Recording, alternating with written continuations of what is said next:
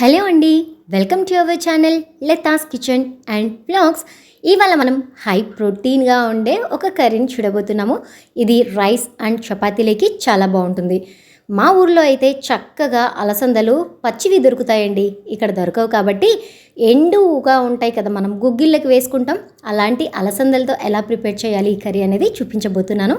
ఇందుకోసం ప్యాన్లో కొద్దిగా ఆయిల్ వేసుకొని, ఆయిల్ వేడెక్కిన తర్వాత ఆవాలు జీలకర్ర వేసుకొని వేయించుకోవాలి. కరివేపాకు ఉంటే వేసుకోండి, నా దగ్గర లేదు. ఆ తర్వాత కొద్దిగా పసుపు ఉల్లిపాయలు వేసుకొని దోరగా వేయించుకోండి. అవి వేగిన తర్వాత టమాటా ముక్కలండి, ఉల్లిపాయలు ఒక 2, టమాటాలు ఒక 2 వేసుకుంటే సరిపోతుంది. టమాటా ముక్కలు కూడా చక్కగా వేయించుకోండి. మూత పెట్టి కాసేపు మగ్గించుకుంటే సాఫ్ట్గా అయిపోతాయి. అవి సాఫ్ట్గా మగ్గకుండా మాడిపోతున్నట్లయితే కొద్దిగా నీళ్ళని యాడ్ చేసుకొని మూత పెట్టుకొని బాగా మెత్తగా అయ్యే వరకు, టమాటా సాఫ్ట్గా అయిపోతుందండి, అంతవరకు మగ్గించుకుంటే సరిపోతుంది. చూస్తున్నారు కదా, చక్కగా మగ్గిపోయిందండి.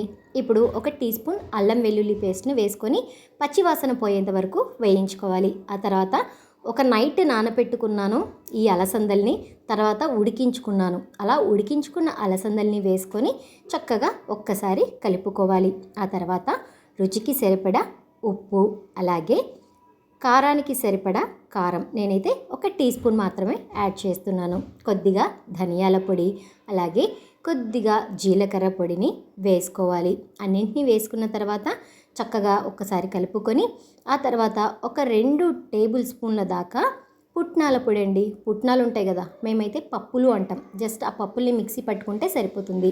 గ్రేవీ కోసం ఆ పౌడర్ని యాడ్ చేసి మూత పెట్టి ఒక 2 ఉడుకులు ఉడికించుకున్నానండి. అంతే, ఎంతో టేస్టీ అయిన అలసందల కర్రీ రెడీ అయిపోయిందండి. మీరు కూడా తప్పకుండా ట్రై చేయండి, చాలా బాగుంటుంది. అలాగే చాలా హెల్దీ కూడా. జనరల్గా పిల్లలు గుగ్గిళ్ళు తినమంటే తినరు కదా, ఇలాంటి కర్రీస్ చేసి చపాతీలకి రైస్లోకి ఇచ్చారనుకోండి, చాలా కావాల్సినంత ప్రోటీన్ వచ్చేస్తుంది. పైనుంచి కొత్తిమీరతో గార్నిష్ చేసుకొని సర్వ్ చేసేసుకోవచ్చు. ఫస్ట్ టైం చూస్తున్నట్లయితే మరిన్ని రెసిపీస్ కోసం సబ్స్క్రైబ్ చేసుకోండి.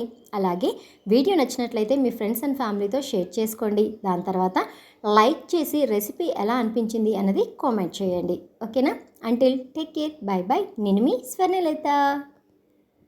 యాక్చువల్గా ఈ రెసిపీని షార్ట్ లాగా పెట్టాలి అనుకున్నానండి, అందుకోసమే ఈ రేషియోలో తీశాను.